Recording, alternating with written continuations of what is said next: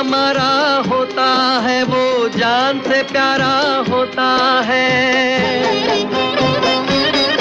मेहमान जो हमारा होता है वो जान से प्यारा होता है।